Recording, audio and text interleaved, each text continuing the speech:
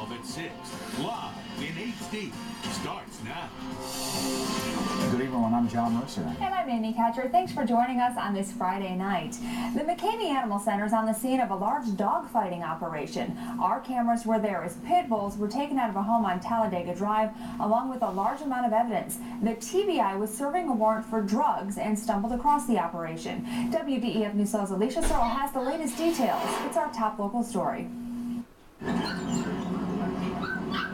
Truckloads of dogs, mostly pit bulls, seized from the seemingly quiet home in the Shepherd community. This doesn't just happen in New York or in cities that are far away from us. This happens in Chattanooga too. But what may be even more surprising is the evidence that the McCamey Animal Center already collected.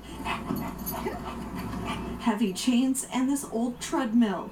On this evidence tag, it clearly reads that the intended victims were pit bulls. All cases like this are very difficult. It's always hard to see animals that are in difficult situations, but that's why we exist, is to help animals in these types of situations. Several agencies are working this illegal dogfighting case, but cannot release a lot of information.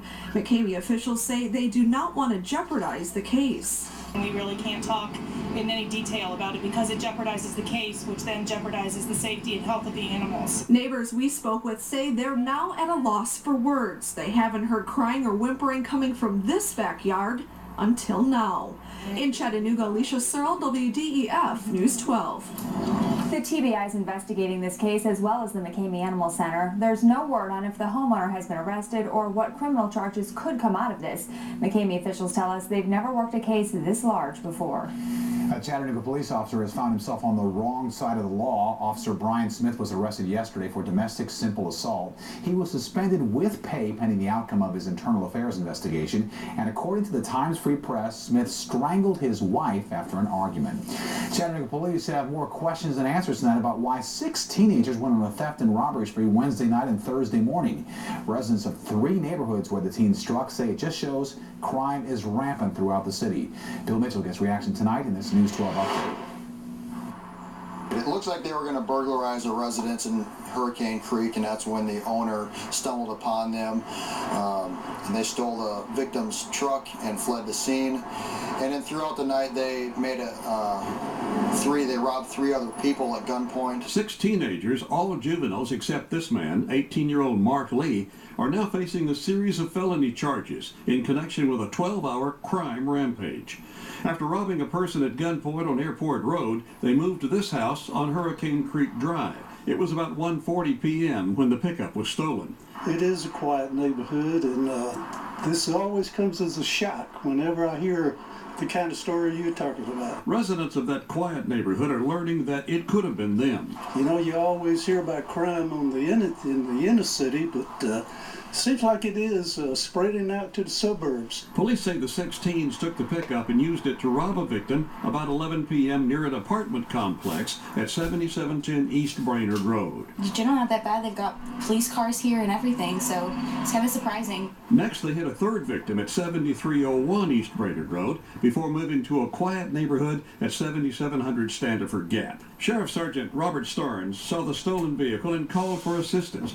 The teens bolted from the truck.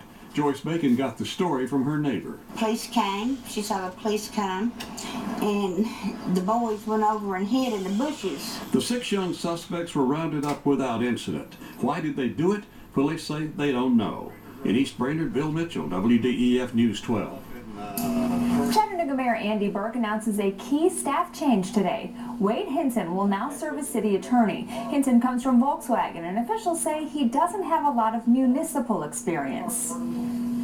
I'm not going to stand here and tell you I'm a municipal law expert, but if you'd asked me 4 years ago if I was an automotive industry expert, I would have said no, but I think I have the confidence of the leadership team out of Volkswagen to talk about and to discuss issues in that industry. I think the same thing here. I think I'm going to get up to speed, and we have a great staff, as the chair mentioned. Phil Noblet has been a great asset, and I'll continue to work with him and the members of the staff. There's no word on if Hinton will retain the rest of the lawyers on staff. United Healthcare's pro cycling team visited Eastlake today. The team gave a donation of $1,000 to buy child-friendly stationary bikes. The event's special guests included 2 of the world's top pro cyclists.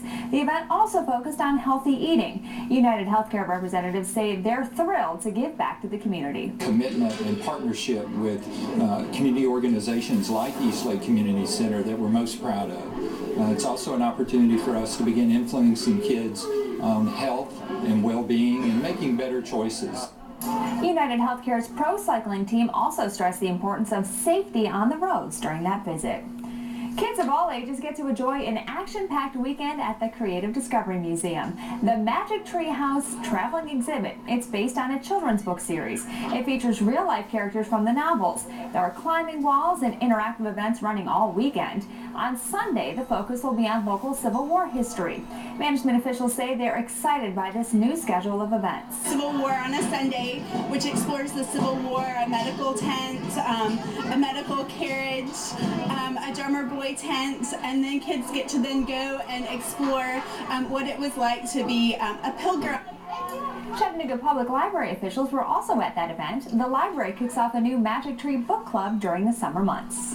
Well, the most visited whitewater rafting river in America is getting a facelift. 130 volunteers spent the beginning of their long holiday weekend cleaning up the Ocoee River. Photographer Harrison Pirtle shows us their hard work as we cover the environment. Today we're having our annual Ocoee River cleanup, which is a volunteer group with all the outfitters and rafting companies here on the Ocoee. The sign-up sheet is at the dam. We have a sign-up area. We sign people and groups, different sections of the river. They're kind of responsible for that. Tennessee Department of Environment and Conservation, they're coming through today with the trailer and picking up bag trash, helping us out. We're meeting this morning at the Ocoee No. 2 Dam, which is right here where we start the middle section of the river. We're going to get big trash! Busy weekend coming up with a holiday. Try to get out here and put some elbow grease and some man hours in, preparing the place and get ready. This is an annual event, usually held every Friday before Memorial Day weekend. We average about 130 to 140 volunteers. We do have a lot of heavy logging traffic and tractor trailers. Highway 64 here is a major corridor for east-west travel through the mountains. The volunteers come up here and collect trash up and down the river, probably about 8 to 9 mile area of the Ocoee River and Highway 64. We found like a whole axle to a car, a gas tank, clothing, tires. We recycle as much of it as possible. We did have some volunteers who found out about our event on Facebook. Well, I did find a dead animal last year. By accident, it was like in a chicken nugget box. This event today will probably take about 2.5, 3 hours, just depending on how much trash we do find. Pull over at Goforth Creek and help Jake and those guys. People should come rafting down the Ocoee. A lot of people don't know about it, so come on with it. Well, we do appreciate everyone's help. And now that the river is cleaned up, some of the volunteers will be going out this weekend to raft the Ocoee. Well, as we mentioned, the holiday weekend is here. That means thousands of people hitting the road to get out of town. Let's take a live look now at I-24 from our T-Dot cameras at the Ridge Cut. You can see traffic is moving along just fine right now. Always a good idea, though, to give yourself a little extra time to travel, just in case. Now, your Storm Team 12 24-hour forecast.